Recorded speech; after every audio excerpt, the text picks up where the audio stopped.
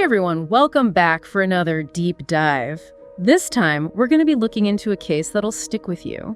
The murder of Warren Barnes in Grand Junction, Colorado. Yeah, this one really gets you thinking. Warren Barnes was a homeless man, known in the community as the Reading Man. And he was killed by a 19-year-old, Brian Cohee Jr. Right, and Brian, well, he had a history of mental health struggles. This case, it just brings up so many questions about mental health, about vulnerability, about, the choices people make. So let's start with Warren Barnes. What can you tell us about him? Warren was, like you said, homeless, but he was really well known and well-liked around town. I read that he was often seen at West Books and Monique's Bridal. Yeah, always with a book. He just loved to read, just a quiet, gentle guy.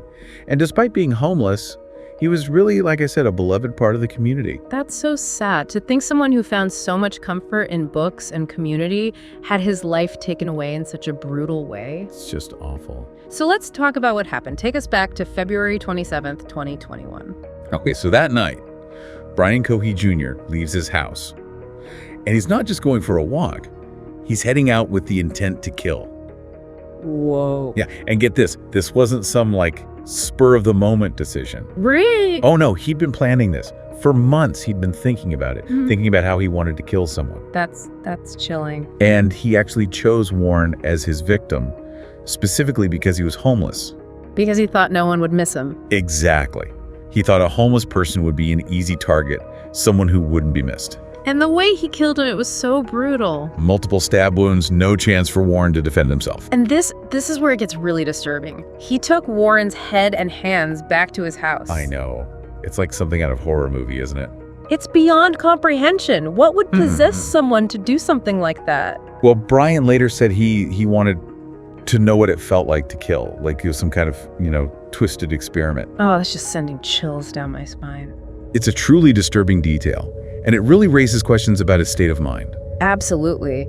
So how did the crime even come to light? If Brian took the head and hands back to his home, how did anyone know Warren was even missing? Well, it was Brian's parents who made the gruesome discovery a few days later on March 1st. Oh, God. They found the remains in a bag in his closet. I can't even imagine. It must have been absolutely horrifying for them. They immediately called 911, of course. Of course. Oh. And what happened when the police questioned Brian?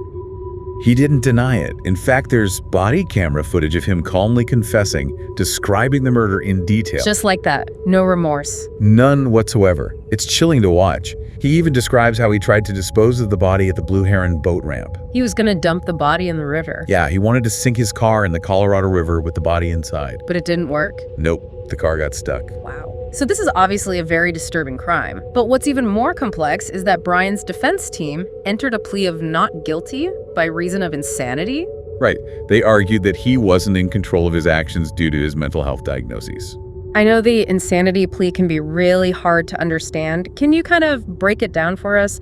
What does it actually mean in legal terms? Sure. So, in Colorado, to be found not guilty by reason of insanity, the defense has to prove that the defendant, in this case Brian, couldn't tell right from wrong at the time of the crime. Because of a mental disease or defect? Exactly. It's a really high bar to clear. So basically they're saying that he was so detached from reality that he didn't understand what he was doing was wrong. That's the argument, yes. That must be so difficult to determine. I mean, how do you really know what's going on in someone's mind, especially when mental illness is involved? It's one of the most challenging aspects of the criminal justice system, for sure. And in this case, you had conflicting opinions from the experts. Oh, really? The defense brought in a psychologist who testified that Brian had experienced a brief psychotic episode. So like a temporary break from reality? Right. And he argued that during this episode, Brian was incapable of understanding the consequences of his actions. He was driven by delusions, basically? Exactly. But wait, I thought you said there were conflicting opinions. There were. Two state psychologists concluded that Brian was actually sane at the time of the murder. Despite his mental health struggles? Yes. They acknowledged his diagnoses, but they felt that his actions, the planning, the cover-up, all pointed to an understanding of his actions and their consequences. Wow, so two very different interpretations of the same evidence. Exactly. And that's what made this case so complex and so fascinating. You have the horrific nature of the crime, the chilling details, and then you have this really nuanced legal question about mental illness and culpability. It really makes you think, doesn't it? Absolutely. So what did the jury ultimately decide? I mean, with such conflicting expert testimony, it must have been a tough decision for them. It was. They deliberated for 2 full days before reaching a verdict. Yeah. And in the end, they found Brian Cohee Jr. guilty of first-degree murder and tampering with evidence. Wow, so they rejected the insanity plea. They did. The courtroom was packed that day, lots of emotion in the air. People from the community, Warren's friends, Brian's family, everyone just waiting to hear the verdict. It must have been heavy, that moment, realizing that, no matter what the verdict was, there was no going back. Lives were forever changed by what happened. Absolutely. And Warren's death really had a deep impact on the community in Grand Junction. You see, Warren, he wasn't just some nameless, faceless, homeless man. He was part of the community, a fixture. Right, he was the reading man. Exactly. People would see him at the bookstore, at the bridal shop, always with a book in hand. And they set up a memorial for him, didn't they? Like a little nook where people could leave books and flowers. Yeah, between Out West Books and Monique's Bridal. Called it Warren's Nook. It's incredible, right? Yeah. This man who had so little in life, but he touched so many people. It really makes you think about how we perceive homelessness. We often just see it as a problem, a statistic. Yeah, but Warren's story, it reminds us that behind those statistics are real people with hopes and dreams and, people who deserve our compassion. This case, it just really highlights the importance of seeing the humanity in everyone, regardless of their circumstances. Absolutely. And it raises some really important questions about how we can better support those who are struggling.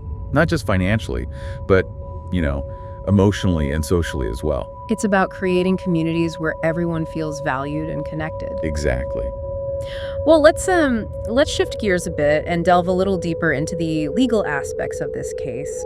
The defense argued that Brian's mental health, his psychotic episode, made him incapable of understanding that what he was doing was wrong. Right, which brings us back to that question of legal responsibility and mental illness. Yeah. Remember, in Colorado, for the insanity plea to work, they had to prove that he couldn't tell right from wrong at the time of the crime. And how did they determine that? I mean, it's not like there's a blood test for insanity, right? Right. It's much more complicated than that. Yeah. It often comes down to expert testimony from psychologists and psychiatrists. They basically try to get inside the defendant's head, right? Figure out what their mental state was at the time of the crime. Yeah, and that's where things can get really tricky because mental illness is complex.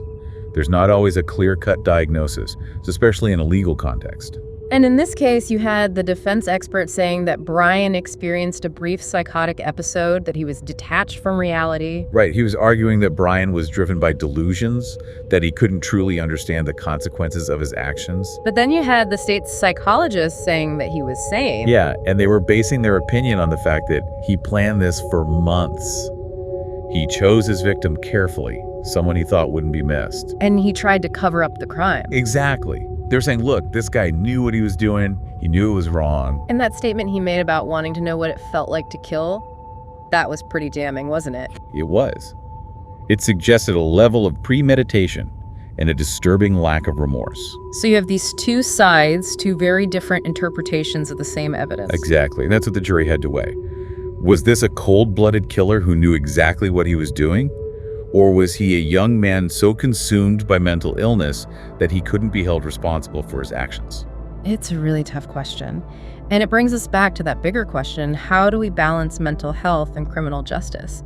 How do we hold people accountable while also recognizing the impact of mental illness? It's a question that societies have been grappling with for centuries. And there are no easy answers. No easy answers at all. This case has been a really tough one. I mean, we've got this tragic loss of Warren Barnes, a man who, seemed to find peace and connection in books and his community.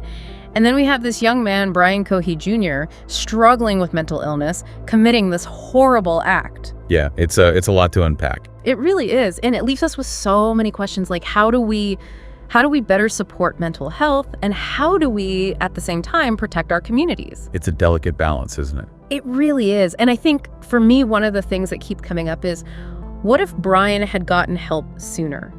What if there were more resources available for people who are struggling with mental illness? Early intervention is key. Absolutely.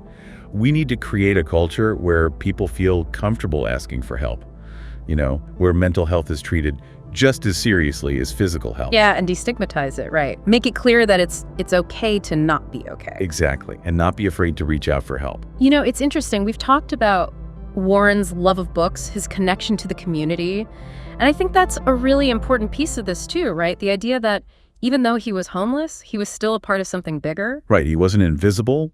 People knew him. They cared about him. He had that support system even without a traditional home.